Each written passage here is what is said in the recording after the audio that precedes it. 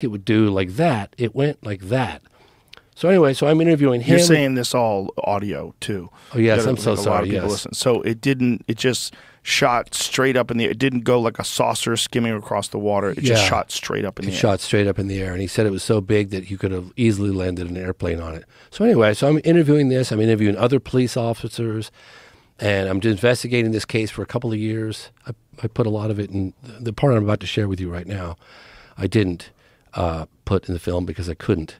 But the guy who's going to come, he's going to come forward next year, and that's the police officer that pulls me aside, and I'm filming in downtown Plaza, Stephenville, probably in 2009.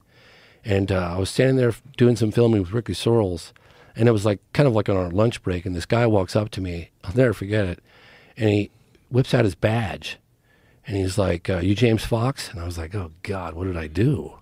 And he shows me his badge, and he's like, I'm Officer so-and-so, can I talk to you for a minute? I was like, yeah, okay.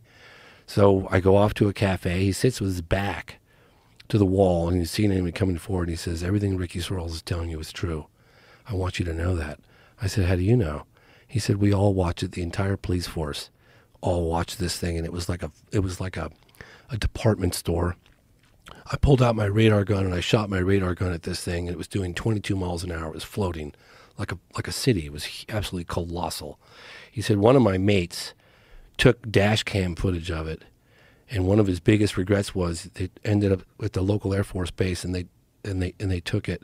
He's going to come. I know, but I'm saying that the reason why I'm saying this is because those people out there that are possibly, hopefully, listening to this podcast, if they know where this evidence is, or if they were involved in this in any way, shape, or form, they want to come forward. Please come forward. Now's the time.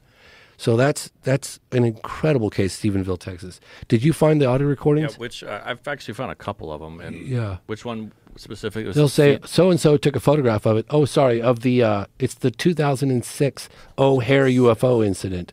It's phenomenal. I'm trying to remember the name of the gentleman, John something, that wrote the article. It was exploded all over the headlines. You are so good at recall with all this stuff. You can really tell that you've been obsessed with this for so long. It's so fascinating to watch your mind like go through these cases and remember all these details with barely even looking at notes. It's all just...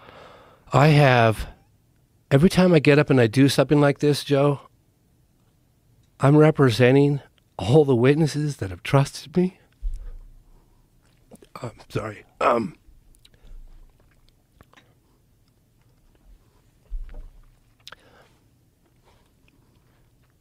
representing them. So, when I hear Dr. Kirkpatrick say what he said, it's a personal assault. I don't know what you're talking about. Well, he's just dismissive. When I hear the government dismissive of this whole thing, I'm thinking to myself, I take it personally. Because when I'm out there talking to people like you on these platforms, I'm sorry, it's just tense for me. Thanks for watching. Like and subscribe if you want some more current Jerry clips, and check out some of these stunning shirts. Link below.